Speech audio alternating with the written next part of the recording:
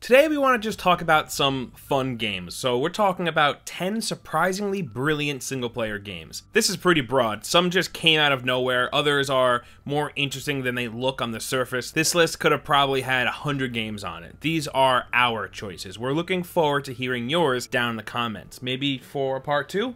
Anyways, let's get started off with number 10. There are so many gritty third-person shooters out there that it really takes a lot to stand out and really show itself as something more than the others. And man, did Spec Ops A Line do that and then some. Spec Ops really sets itself apart by just having an incredible campaign, like from pretty much start to finish. It's got so many cool ideas that they cram into there as you make your way through a story that's clearly influenced by classics like Apocalypse Now and Heart of Darkness. The story really goes in some really dark and unexpected directions in ways that we weren't used to seeing in games when it dropped in 2012. You play as Captain Martin Walker, leader of a 3-man elite Delta Force team sent into a sandstorm-ravaged Dubai on a recon mission and ultimately have to fight your way through the city to take out your old commander, Colonel John Conrad. In doing so, you're going to fight through the city, making your way through some really interesting and stressful combat encounters, and really using the environment to your advantage whenever possible. It's really cool stuff, honestly. Obviously, the story goes places, but we're not going to spoil it here because when that stuff hits, it hits hard and is super effective and worth the price of admission alone, and is one of the coolest shooter campaigns we've seen in a while. That said, it still had its faults. I mean, yeah, the multiplayer was kind of whack, but this isn't a list of 10 great multiplayer games now, is it? The single player still kicked ass in a way that we're still talking about it 8 years later. At number 9, we have The Wolf Among Us. In the studio's heyday, Telltale Games really did put out some pretty great single player experiences. But if we had to pick just one, we'd go with The Wolf Among Us, hands down.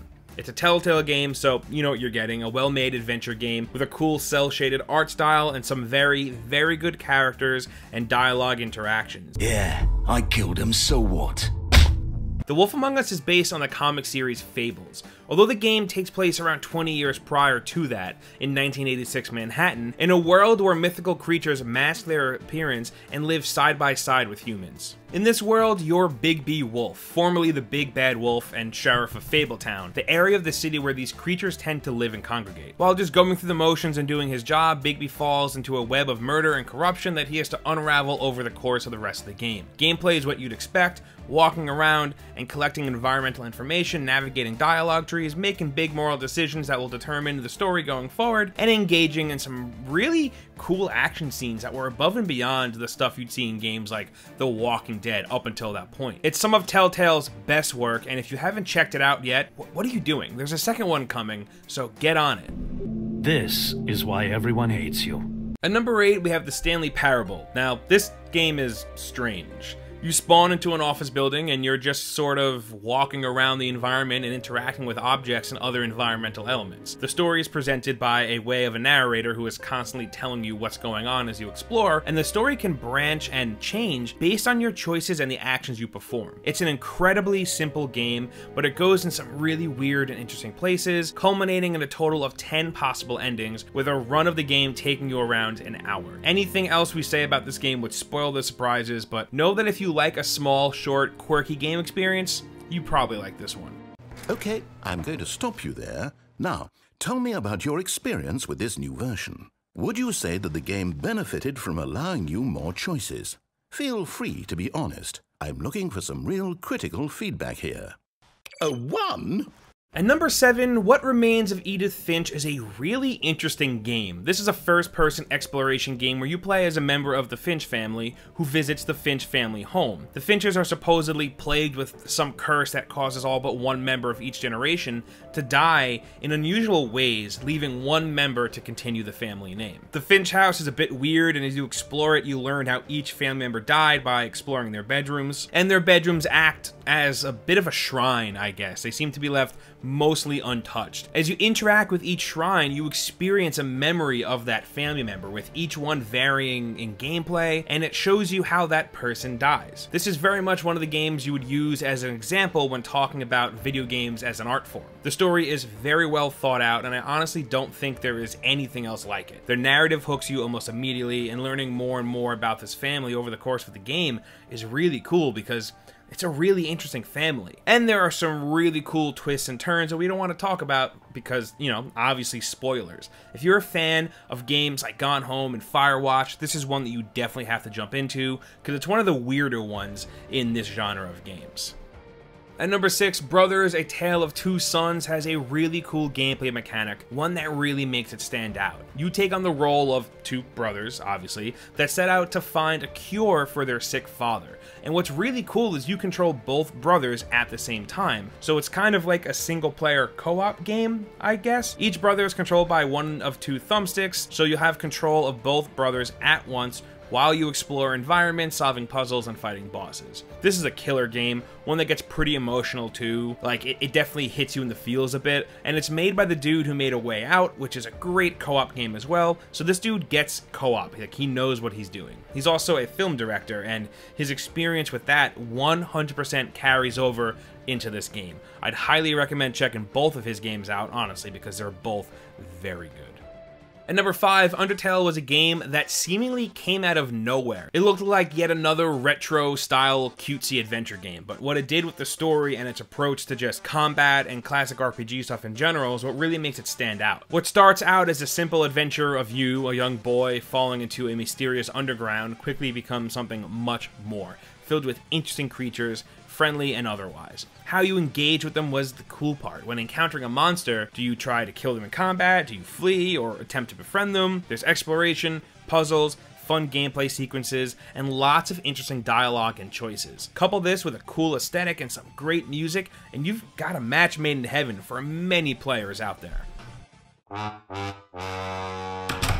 Moving on to number 4, we have Subnautica, and this is a wild one. At a glance, I get how it can just seem like another crafting and survival game, but it really does feel like so much more than that. Crash landed and trapped on an alien world surrounded by nothing but water, you have to explore and craft your way back to safety and off of the planet. But there's also a really cool alien mystery to pursue and unravel over the course of the game. And in doing so, it's a long, lonely journey in a desolate ocean where you'll only occasionally get a radio transmission from another person or pick up logs from the crewmates who perished in the crash. You're constantly finding new ways to go deeper and explore harsher, more remote parts of the ocean, needing to craft new personal gear, and eventually stepping your game up to build full-on submarines and the like that can nestle smaller vessels inside of it, all while managing resources and power and the like to make sure you don't get stranded at the bottom of the ocean with no way out, while avoiding and fending off the dangerous wildlife that lurks beneath the surface. It's a really interesting spin on the survival genre, and we haven't really seen a ton like it, aside from the Subnautica Below Zero, a standalone expansion that takes place on a different frozen part of the same planet a year later, so it really stands out, and honestly, we're kind of crazy about it. Next up at number 3, we have Hellblade: Senua's Sacrifice. I'm sure by now you all know that we're big fans of Hellblade over here, and for good reason. In Hellblade, you play a Senua who is journeying to Helheim to rescue the soul of her dead lover from the goddess Hela. But there's way more in the game than that. Senua suffers from psychosis, and the dev team actually worked with neuroscientists and non-profit organizations to make sure that they included it right and made sure that it was accurately represented. And it was a pretty intense representation. All the visual effects on screen, the voices in her head, etc, etc. The gameplay is definitely the weakest part of the game, which I know doesn't sound good for a video game, but it isn't bad by any means. I don't want you to think that it's bad. It's good enough to move the game along, but the gameplay itself just isn't the point of the game. It's 100% about Senua's journey. Also, Melina Jurgen's performance, and I'm sorry if I just butchered her name, as Senua is unreal. She also had no experience with motion capture and voice acting and was just acting as a stand-in, but she did such a good job that they just rolled with it. Hellblade is amazing, and it's definitely something that you have to play. Coming down to number 2, we have A Plague Tale: Innocence. This is an interesting one. Leading up to the launch, it seemed very, just like whatever. Then it launches, and it felt like a big budget game, and it was thrilling, and it took a lot of people by surprise, and has very much become another Hellblade type game, like a smaller, unassuming game that you have to play. You play as Amasia during 1349 era France, as it's being ravaged by a vicious plague. As all of that is going on, you're trying to get your brother through it. Most of the game is stealth-based, actually. You have one weapon, a slingshot type thing, which can be used to cause distractions, stun guards, etc. The game also has these insane waves of rats, like oceans of rats, like World War Z zombies rats, like bad rats, rats that will eat you, and you have to keep them at bay with stuff like fire, but you can also send them after enemies to devour them, which, you know, it's kind of messed up. Taking care of your brother doesn't ever come off as a chore either, which is good, seeing that, you know, the whole game, unlike Ashley in Resident Evil 4, keeping him safe isn't annoying. Like I said before, this is an interesting one that just came out of nowhere and got everyone's attention for good reason. And this game is also gorgeous. It's so nice to look at and has some amazing environments. Finally, at number 1, we have Nier Automata. Man, where to start with this one? It certainly is an interesting one. What probably seems like your usual Japanese action RPG at first really gets weirder and more interesting as you get deeper into it, especially after you spend a good 6 to 10 hours hacking and slashing your way through the game. You reach the end and it's, let's say, less than climactic or satisfying. In most games, you'd be like, well, guess that's it. But not here. At that point, you've just seen the first ending, the A ending, one of 26 possible endings and 5 main endings, and honestly, the game doesn't really reach its real ending until you wrap endings A through E, and even then, there are 21 other bad endings to discover and see if you really want to. With the 5 runs through the game taking around 40 hours, you're going to have a ton of time to really explore this post-humanity world, getting deep into the game's truly interesting combat system and experiencing the story that, like, we're not going to spoil anything here because it's a true unique experience and we don't want to ruin anything about it, but let's just say that it goes places and we'll just leave it at that. Definitely experience it knowing as little as possible if you can, because it really is one of the wildest single player experiences we've played in a very long time. And before we go, we just have some quick bonuses for you. First up, we have Life is Strange. This is one where after seeing the first trailer for it, I knew it wasn't for me. Then for some reason I played it anyway, and I fell absolutely in love with it.